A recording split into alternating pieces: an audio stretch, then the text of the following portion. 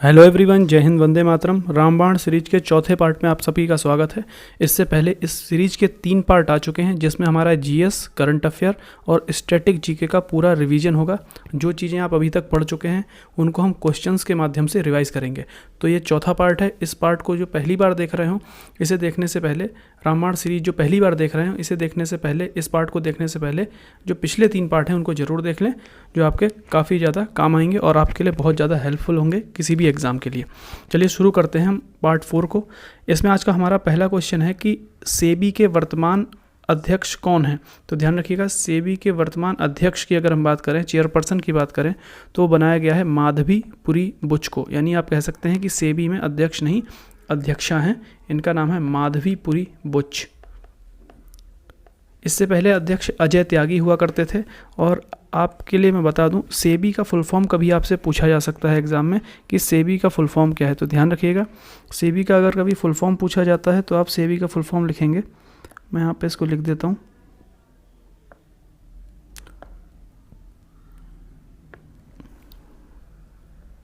ये देखिए, आपसे अगर एग्जाम में सेबी का फुल फॉर्म पूछता है तो क्या लिखेंगे। इसका फुल फॉर्म है securities and exchange board of India. ठीक है, भारत में शेयर मार्केट में जो भी व्यापार होता है वो सारा का सारा सेबी कंट्रोल करता है, सेबी के नियंत्रण में होता है। इसका नाम है securities and exchange board of India. ठीक है, अब इसी तरह हम दूसरा देखेंगे। यहाँ पर देखते हैं NHAI। NHAI के अध्यक्ष पूछा है तो इसकी भी अध्यक्ष एक महिला हैं, उनका नाम है अलका उपाध्याय। अलका उपाध्याय, अलका उपाध्याय। और NHAI का फुल फॉर्म है national highway authority of India. आप लोग साथ साथ लिखते जाएं, नेशनल हाईवे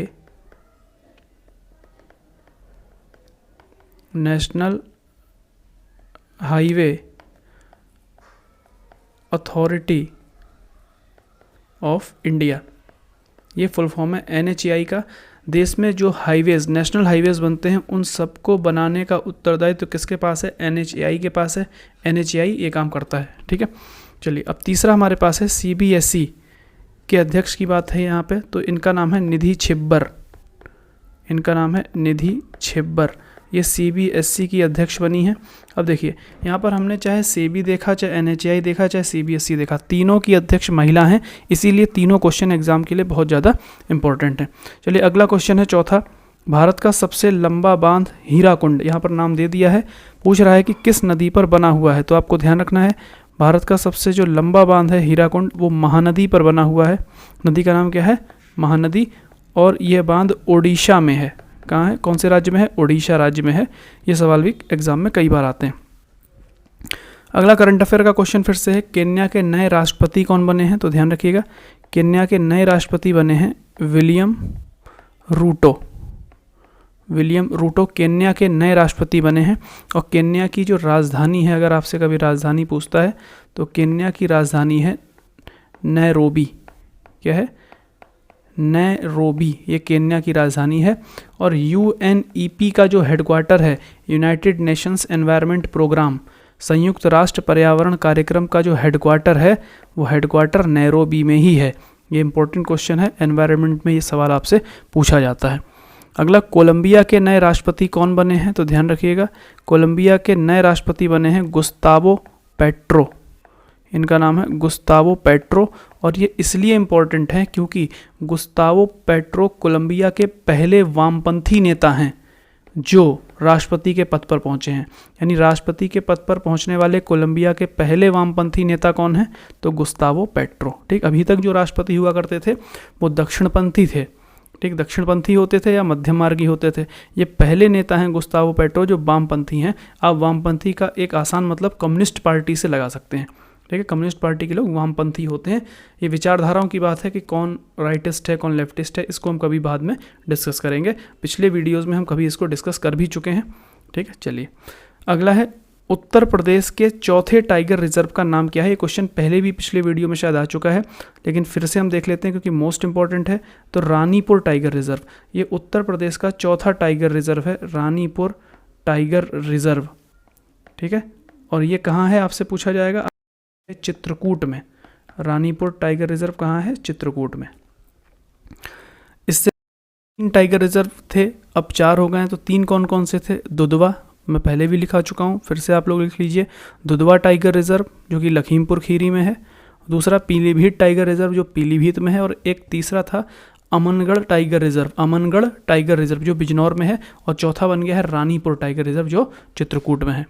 8वां क्वेश्चन है, भारत किस देश को पीछे छोड़कर विश्व की 5वीं सबसे बड़ी अर्थव्यवस्था बन गया है?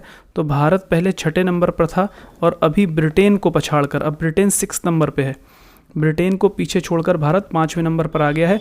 ब्रिटेन के बारे में चीज़ें याद रखनी पड़ेंगी आपको क्योंकि ब्रिटेन न्यूज़ में है। अभी हाल ही में ब्रिटेन की प्रधानमंत्री लिज ट्रस ने इस्तीफ़ा दिया है। क्या नाम था? Liz Truss. और ये 45 दिन तक अपने पद पर रहीं। और यहाँ से एक सवाल इंपॉर्टेंट हो जाता है, 2 सवाल वैसे यहाँ से बनते हैं। देखिए मैं आपको बता दूं, अगर आपसे पूछे कि ब्रिटेन की सबसे कम समय तक पीएम रहने वाले व्यक्ति का नाम अगर पूछता है पीएम, तो इनका नाम लिज ट्रस है। ठीक है, महिला हैं, लेकिन पुरुष महिला सब मिला लीजिए, सब में कौन रही हैं सबसे कम समय तक पीएम? तो ये लिज ट्रस हैं जो कितने दिन तक पीएम रहीं? 45 दिन। ठीक है, केवल 45 दिन इनका कार्यकाल रहा है। अब कौन नया प्रधानमंत्री बनेगा इस बात पर बहस चल रही है, तो वहाँ पर देखते हैं कौन नया प्रधानमंत्री बनता है। भारतीय मूल के जो ऋषि सुनक हैं, जो कि वित्त मंत्री भी रहे ब्रिटेन के, उनकी चर्चा इस समय चल रही है। अब देखते हैं कि वो प्रधानमंत्री बनते हैं या नहीं बनते हैं। ठीक है, तो हमें ये ध्यान रखना है 8वां कि ब्रिटेन को पीछे छोड़कर भारत विश्व की 5वीं सबसे बड़ी अर्थव्यवस्था बन गया है। अगला क्वेश्चन है, कांग्रेस पार्टी के नए अध्यक्ष कौन बने हैं? आपको पता है अभी कांग्रेस पार्टी में चुनाव हुए थे अध्यक्ष पद के लिए, तो कांग्रेस पार्टी के नए अध्यक्ष बने हैं मल्लिकार्जुन खड़गे। नए अध्यक्ष कौन बने हैं? मल्लिकार्जुन खड़गे। और इन्होंने इलेक्शन में शशि थरूर को हराया था। शशि थरूर के बारे में हम पहले भी पढ़ चुके हैं करंट अफेयर्स में। ठीक है, इन्होंने कई पुस्तकें लिखी हैं, उसमें एक इनकी बड़ी फेमस पुस्तक है era of darkness, an era of darkness. ये इन्होंने ब्रिटिश कालीन इतिहास के ऊपर लिखी है, यानी भारत में जब ब्रिटिशों का शासन था तो भारत की स्थिति कैसी थी। अगला, त्रिपिटक का संबंध किस धर्म से है, यहाँ पर पूछ रहा है। तो त्रिपिटक का संबंध बौद्ध धर्म से है, ये आपको याद रखना है। त्रिपिटक का संबंध कौन से धर्म से है? बौद्ध धर्म से है। ठीक, इसमें एक चीज़ याद रखिएगा, आपसे पूछ सकता है कि त्रिपिटक कौन कौन से हैं। ठीक, तो आपको याद रखना है त्रिपिटक के अंतर्गत कितने ग्रंथ आते हैं? 3। इन तीनों ग्रंथों का संकलन अलग अलग समय पर हुआ है, लेकिन हमें नाम याद रखने हैं। सबसे पहले जो लिखा गया उसका नाम था सुत्त पिटक। क्या नाम था? सुत्त पिटक। दूसरे का नाम था विनय पिटक, और तीसरे पिटक का नाम है अभिधम्म पिटक। अभिधम्म पिटक। और आपसे सवाल ऐसे पूछ सकता है कि इनका संकलन किसने किया है? ठीक है, तो सुत्त पिटक का संकलन किया था बुद्ध के सबसे प्रिय शिष्य आनंद ने। आनंद बुद्ध का सबसे प्रिय शिष्य था, और आनंद के कहने पे ही भगवान बुद्ध ने महिलाओं को संघ में प्रवेश देना स्वीकार किया, अन्यथा वो महिलाओं को संघ में प्रवेश देने के पक्ष में नहीं थे। दूसरा है विनय पिटक। विनय पिटक को संकलित किया था उपाली ने, इनका शिष्य था उपाली। और अभिधम्म पिटक को संकलित किया था मोगली पुत्र तिस्स ने। मोगली पुत्र तिस्स ने। ठीक, इसको आपको याद रखना है, त्रिपिटक। इसी तरह अगर आपसे पूछ देता है आगम, आगम का संबंध कौन से धर्म से, तो ध्यान रखेंगे आगम भी क्या है? पवित्र ग्रंथ हैं जैन धर्म के। ठीक है, तो जैन ग्रंथ हैं, ये जैन धर्म से संबंधित हैं। ठीक है, आगम। जिस तरह से बौद्ध धर्म में त्रिपिटक को महत्व दिया जाता है, उसी तरह से आगम को जैन धर्म में महत्व दिया जाता है। ठीक है, दोनों बातें आपको याद रखनी है। आगम का संबंध जैन धर्म से है और त्रिपिटक का संबंध बौद्ध धर्म से। अगला क्वेश्चन है 11वां, वंश और उनके संस्थापक, क्योंकि एग्जामों में पूछे जाते हैं, तो ध्यान रखिएगा। एक एक करके हम इनके संस्थापक देखते हैं। हर्यक वंश। हर्यक वंश के संस्थापक का नाम था बिंबिसार। ठीक, बिंबिसार। हम केवल संस्थापक देखेंगे, सारे राजा नहीं।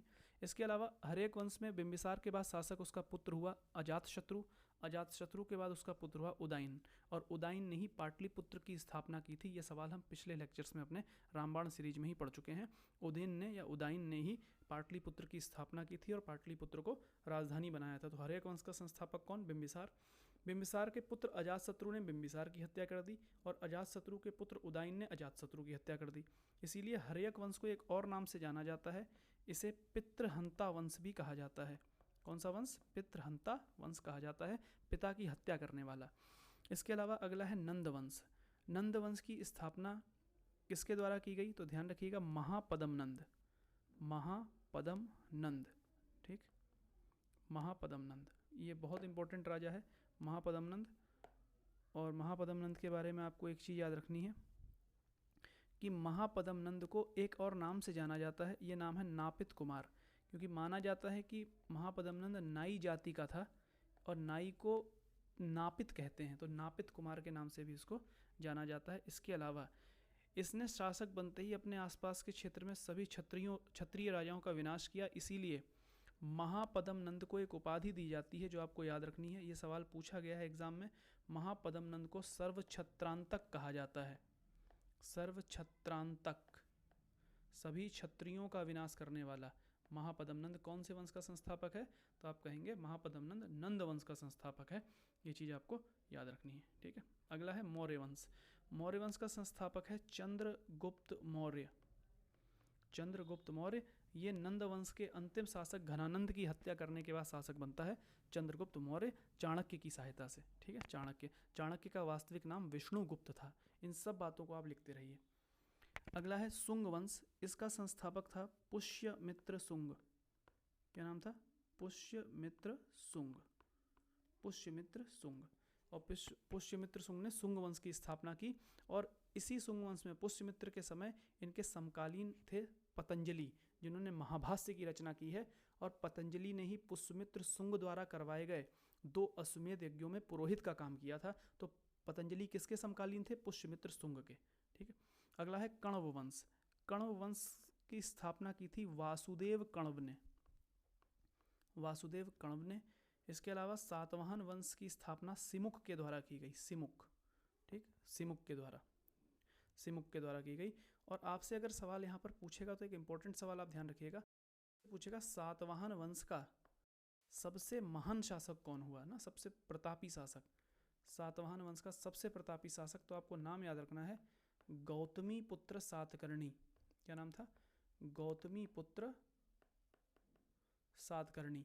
ये गौतमी पुत्र सातकर्णी सातवाहन वंश का महानतम शासक हुआ, सबसे महान शासक, ठीक ये।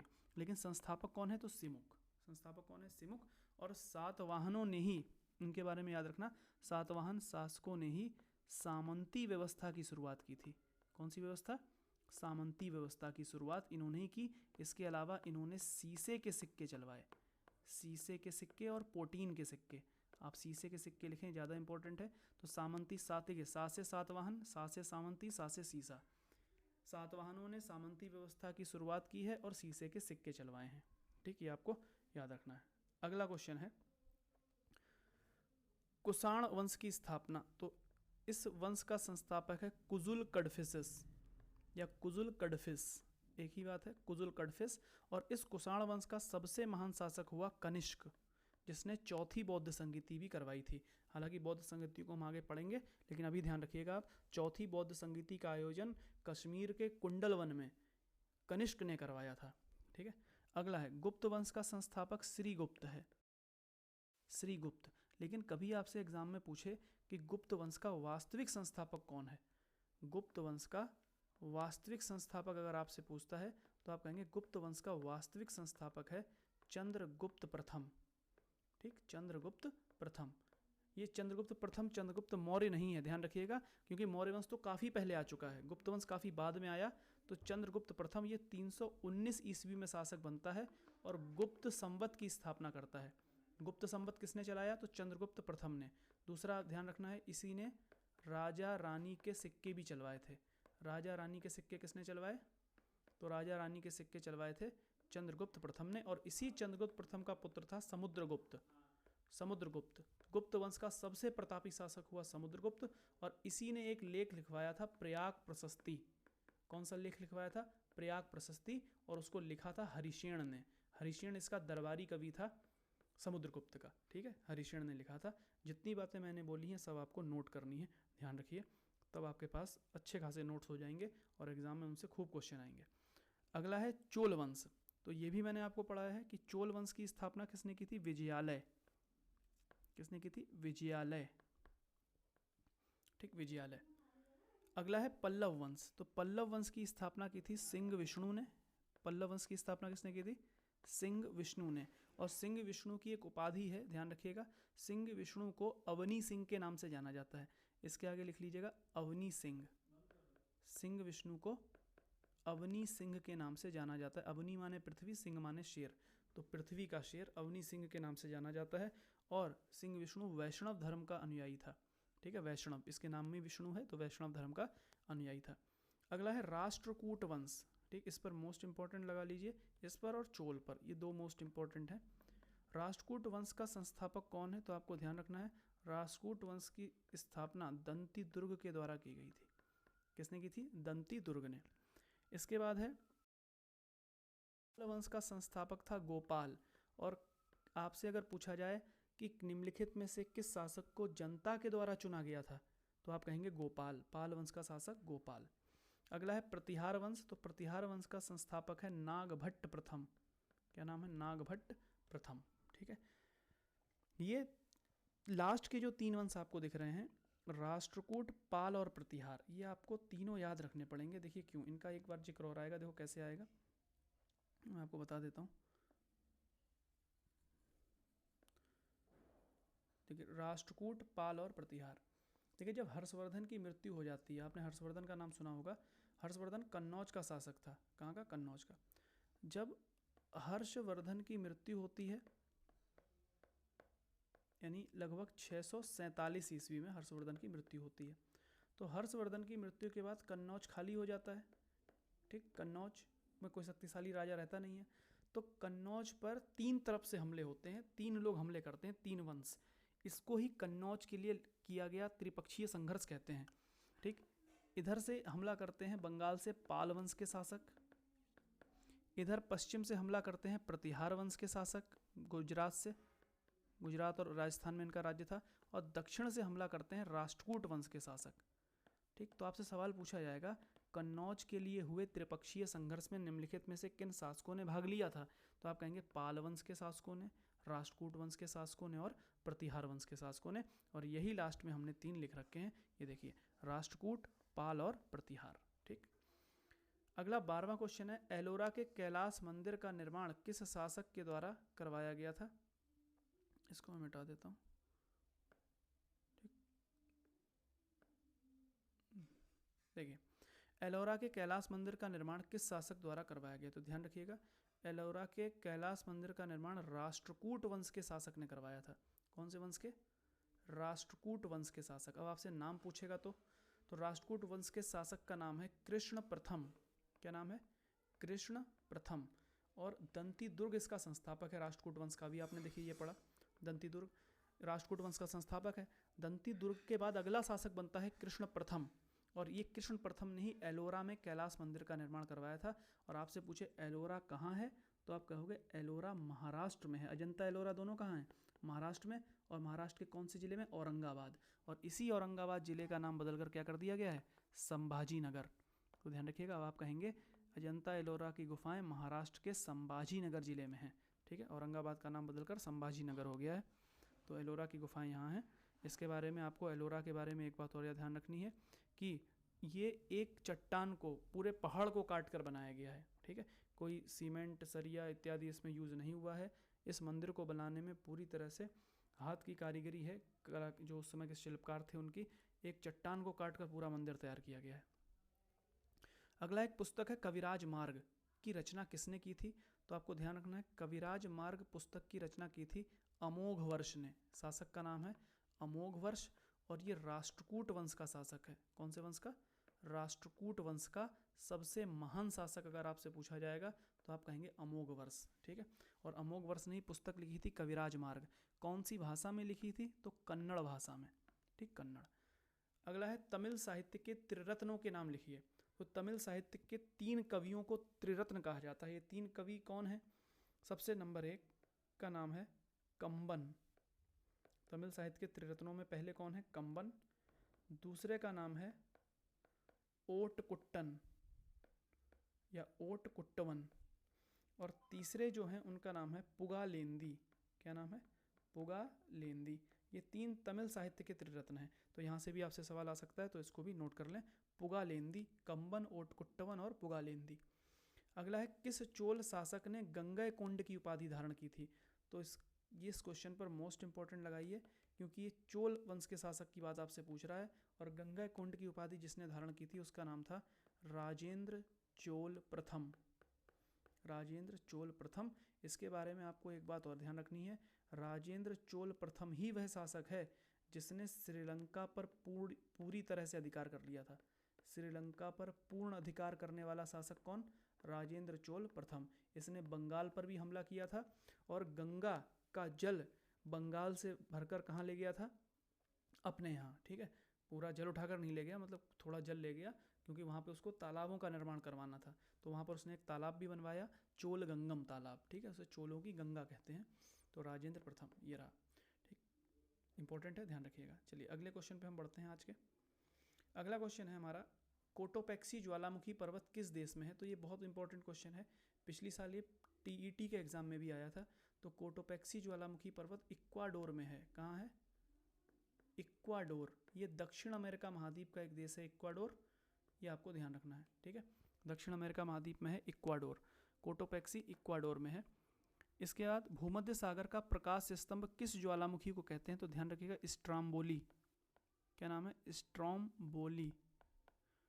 स्ट्राम्बोली ज्वालामुखी को भूमध्य सागर का प्रकाश स्तंभ कहते हैं, और एक सक्रिय ज्वालामुखी है जिससे हमेशा लावा बाहर निकलता रहता है, स्ट्राम्बोली। और ये इटली के लेपारी द्वीप पर है। तो स्ट्राम्बोली कहाँ है अगर आपसे पूछेगा तो आप कहेंगे इटली के लेपारी द्वीप पर। इटली के लेपारी द्वीप पर। आपने इटली पे कई ज्वालामुखी सुने होंगे, जैसे स्ट्राम्बोली हो गया, माउंट एटना ज्वालामुखी हो गया, विसुवियस ज्वालामुखी हो गया। उनमें से स्ट्राम्बोली कहाँ पर है? इटली के लेपारी द्वीप पर है। ठीक है, अगला, हम्बनटोटा बंदरगाह। हम्बनटोटा बंदरगाह श्रीलंका में है। कहाँ है? श्रीलंका में। और इस पर वर्तमान में किसने अधिकार कर रखा है? चीन ने। यानी चीन ने इतना ज़्यादा कर्ज दे दिया श्रीलंका को कि श्रीलंका चुका नहीं पाया, उसके बदले उसने हम्बनटोटा बंदरगाह ही रख लिया।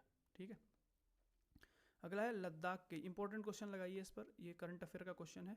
लद्दाख के कारगिल सेक्टर के द्रास में .5140 का नाम बदलकर क्या कर दिया गया है? देखिए, ये एक हिल है, एक पहाड़ी है। इस पहाड़ी का नाम पहले था .5140 और इसका नाम बदलकर कर दिया गया है गन हिल। कौन सी हिल? गन हिल।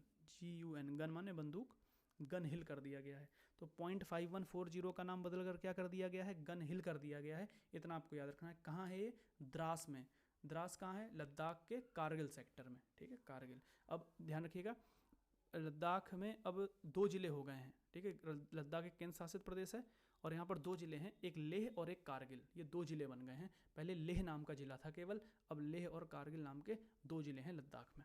ठीक, अगला, भारत रत्न प्राप्त करने वाले विदेशी नागरिकों के नाम लिखिए। देखिए, पहली बात तो आपको यह ध्यान रखनी है, अब तक केवल 2 विदेशियों को ही भारत रत्न मिला है। कितने विदेशियों को? 2 विदेशियों को भारत रत्न मिला है, जिसमें से एक हैं, यहाँ पे मैं लिख देता हूँ इसको, यहाँ नहीं पाएगा। ठीक, देखिए, जिसमें एक हैं खान अब्दुल गफ्फार खान। खान अब्दुल गफ्फार खान पाकिस्तान के हैं। ठीक, इनको भारत रत्न मिला है 1987 में। ठीक, और 1988 में इनकी मृत्यु हो गई। और खान अब्दुल गफ्फार खान के बारे में आपको ध्यान रखना है, इन्हें सीमांत गांधी कहा जाता है। सीमांत गांधी, और बादशाह खान के नाम से भी इनको जाना जाता है। सीमांत गांधी इनको कहते हैं। ठीक है, इनका लाल कुर्ती आंदोलन जिसे खुदाई खिदमतगार नाम के संगठन ने चलाया था, बड़ा फेमस हुआ। इनके द्वारा बनाया गया संगठन है खुदाई खिदमतगार। क्या नाम है? खुदाई खिदमतगार, यानी खुदा, ठीक, सेवादार, खुदाई खिदमतगार। और इस संगठन के लोग लाल रंग की कुर्ती पहनते थे। इसलिए इनके द्वारा चलाए गए आंदोलन को लाल कुर्ती आंदोलन भी कहा जाता है। और इनके आंदोलन अहिंसक होते थे, उसमें किसी प्रकार की हिंसा नहीं होती थी, इसीलिए इनको सीमांत गांधी कहा जाता था। क्यों? क्योंकि ये सीमांत क्षेत्र में रहते थे, जिसको NWFP कहते हैं, नॉर्थ वेस्ट फ्रंटियर प्रोविंस, ठीक है, जो पाकिस्तान का खैबर पख्तूनवाला इलाका है उसको NWFP कहते थे, तो इसीलिए इनको सीमांत गांधी कहा जाता था। ठीक है, सीमांत गांधी यानी भारत पाकिस्तान, यानी उस समय की जो सीमा थी अफगानिस्तान और पाकिस्तान की, उस क्षेत्र में थे, तो सीमा का अंत वहाँ हो रहा था पाकिस्तान और अफगानिस्तान के बीच में, क्योंकि जो पाकिस्तान अफगानिस्तान था ना, वो अफगानिस्तान अलग कर दिया था अंग्रेजों ने 1893 में हमसे, तो इसीलिए इनको सीमांत गांधी के नाम से जाना जाता है। आपको इनके बारे में याद रखना है। और दूसरा व्यक्ति जिसको भारत रत्न मिला उनका नाम है नेल्सन मंडेला। क्या नाम है? आपको अच्छे से पता है, रंगभेद के खिलाफ लड़े थे नेल्सन मंडेला। ठीक, नेल्सन मंडेला एक ये हैं, ये दो लोग हैं, इनको आपको याद रखना है। ठीक है, चलिए आप इसको नोट कर लीजिए, क्योंकि मैं इसको अभी मिटा दूंगा यहाँ से, क्योंकि यहाँ जगह नहीं बची है 22वें क्वेश्चन के लिए, तो मैं इसको हटा रहा हूँ। आप एक बार बैक करके इसको लिख सकते हैं। खान अब्दुल गफ्फार खां और नेल्सन मंडेला दो विदेशी हैं जिनको भारत रत्न मिला। ध्यान रखिएगा, मदर टेरेसा को भी भारत रत्न मिला है, लेकिन मदर टेरेसा को विदेशी नागरिकों में नहीं गिना जाएगा, क्योंकि मदर टेरेसा रहने वाली तो अल्बानिया की थी, लेकिन उन्होंने भारत की नागरिकता प्राप्त कर ली थी, इसलिए वो भारतीय कहलाएंगी। ठीक है, चलिए इसको मिटा देते हैं। अब देखिए 22वां क्वेश्चन है। कुछ हमने स्टैचू देखी हैं यहाँ पे जो इंपॉर्टेंट हैं एग्जाम के लिए, इनसे काफ़ी सवाल पूछे गए हैं पिछले सालों में, इस बार भी पूछे जा सकते हैं।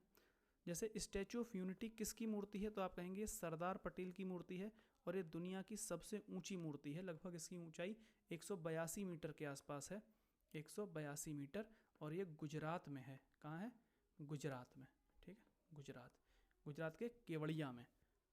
अगला है स्टैचू ऑफ इक्वेलिटी, ये रामानुजाचार्य की मूर्ति है, रामानुजाचार्य की। ये दुनिया की दूसरी सबसे ऊंची बैठी हुई मूर्ति है। ठीक, रामानुजाचार्य की मूर्ति कहाँ है? हैदराबाद में। रामानुजाचार्य एक वैष्णव संत थे, ठीक है, जिन्हें भक्ति आंदोलन को फैलाने का श्रेय दिया जाता है। अगला है स्टैचू ऑफ पीस, ये स्टैचू ऑफ पीस पाली में है, और पाली कहाँ है? राजस्थान में है। ठीक, राजस्थान में। और एक जैन आचार्य की मूर्ति है। ठीक, जैन आचार्य की मूर्ति, ये आपको याद रखना है। अगला स्टैचू ऑफ नॉलेज, ये डॉक्टर भीमराव अंबेडकर का है, डॉक्टर अंबेडकर की मूर्ति है स्टैचू ऑफ नॉलेज, और ये लातूर में है। लातूर कहाँ है? महाराष्ट्र में। ठीक, महाराष्ट्र के लातूर में स्टैचू ऑफ नॉलेज बनाया गया है, जो डॉक्टर अंबेडकर का है। ये चार मूर्तियाँ आपको याद रखनी है। अगला, कपास की खेती के लिए सबसे उपयुक्त मिट्टी कौन है? तो इसका आंसर होगा काली मिट्टी। और कल वाले हमने वीडियो में पढ़ा था कि काली मिट्टी को किस नाम से जानते हैं? रेगुर मिट्टी के नाम से, रेगुर मिट्टी। और इसी मिट्टी को स्वतः जुताई वाली मिट्टी भी कहते हैं। क्या कहते हैं? स्वतः जुताई वाली मिट्टी भी इसको कहा जाता है, ये भी आपको याद रखना है। अगला, कैस्पियन सागर से सीमा लगाने वाले देशों के नाम लिखिए। तो पहले तो याद ये रखिए, कैस्पियन सागर से कितने देश सीमा लगाते हैं। ठीक, तो कैस्पियन सागर से 5 देश सीमा लगाते हैं। कितने देश? 5 देश सीमा लगाते हैं कैस्पियन सागर से। अब देखिए मैं यहाँ पे आपको बना के दिखा देता हूँ ये। ठीक, इसको यहाँ बना देता हूँ।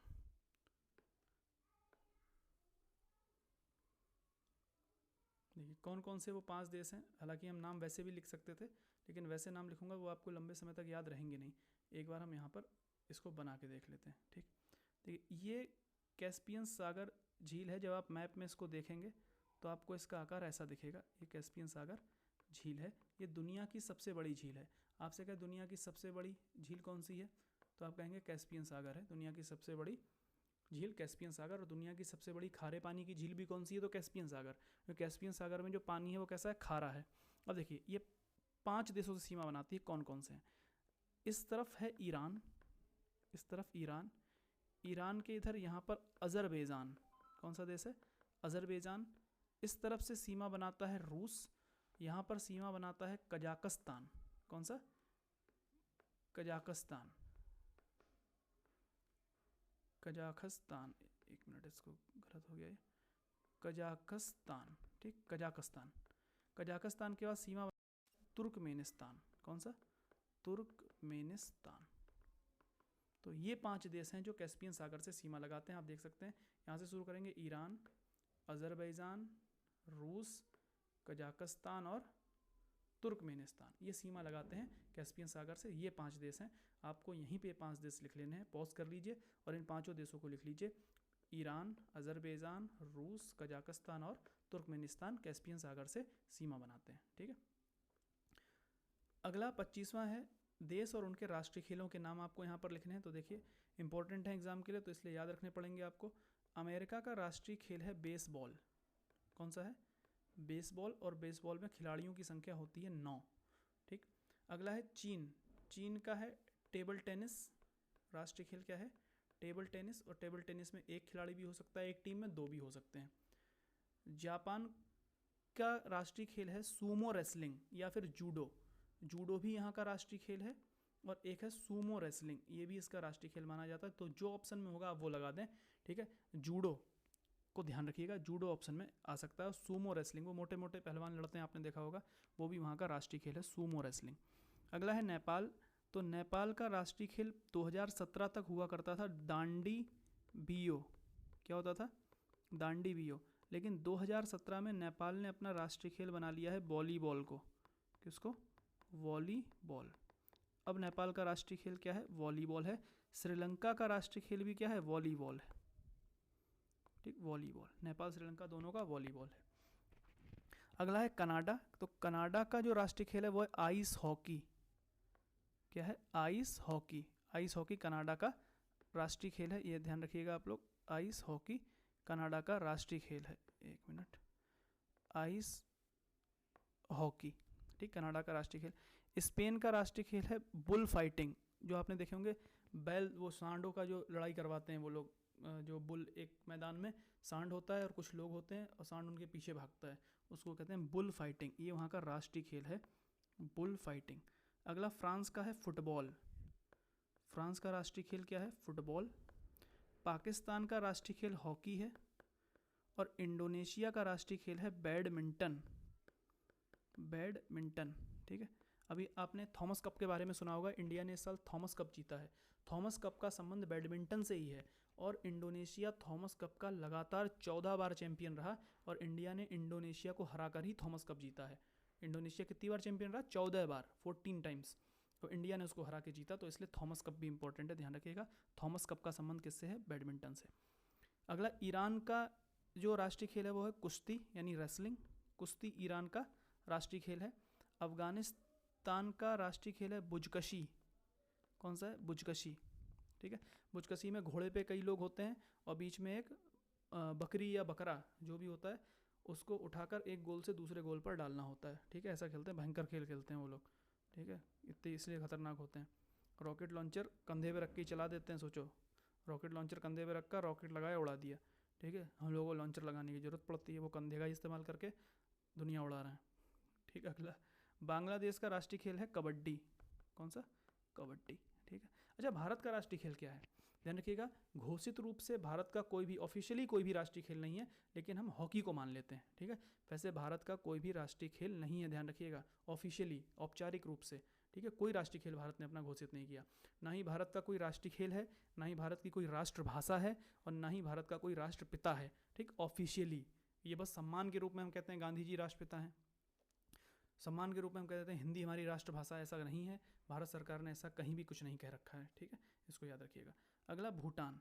भूटान का राष्ट्रीय खेल है तीरंदाजी, आर्चरी जिसको कहते हैं, तीरंदाजी। और बचा हंगरी। हंगरी का राष्ट्रीय खेल है वाटर पोलो। कौन सा है?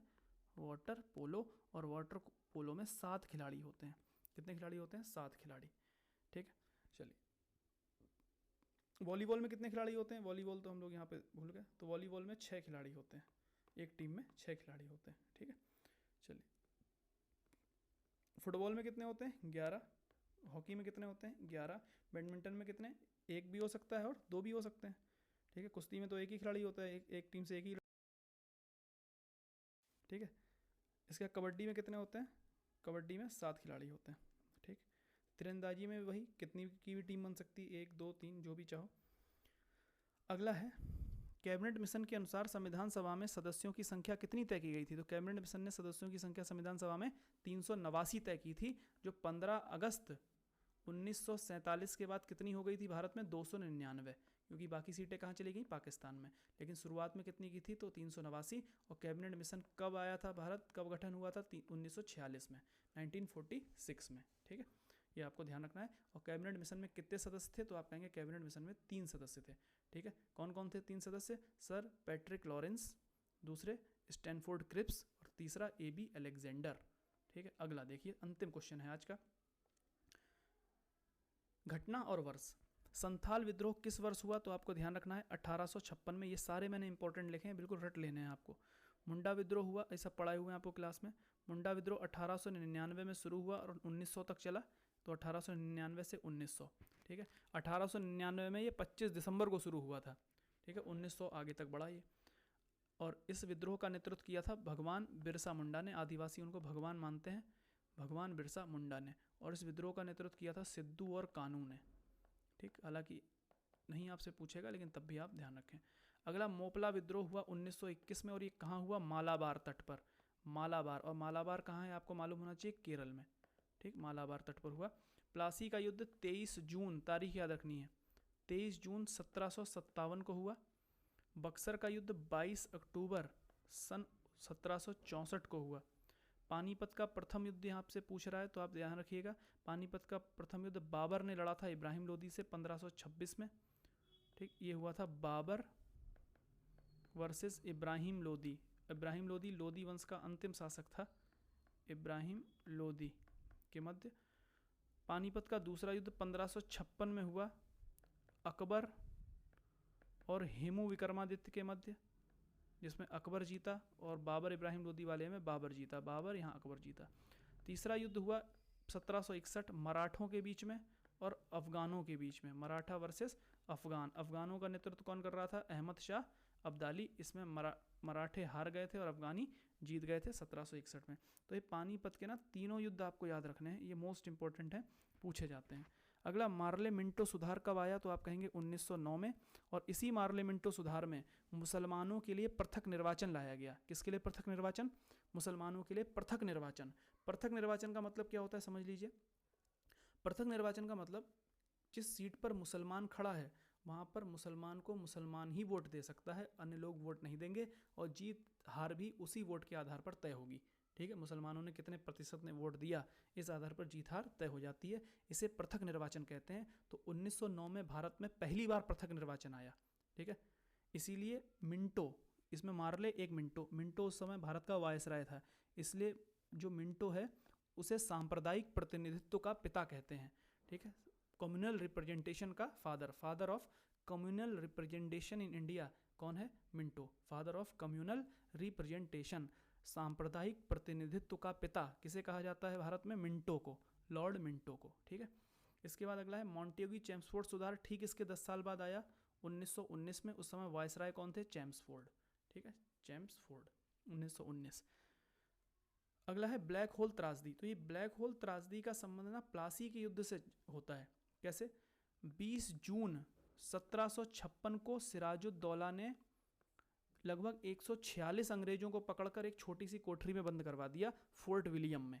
ठीक है, जब अगले दिन कोठरी खुली तो उसमें केवल 23 जिंदा निकले और 123 मर गए।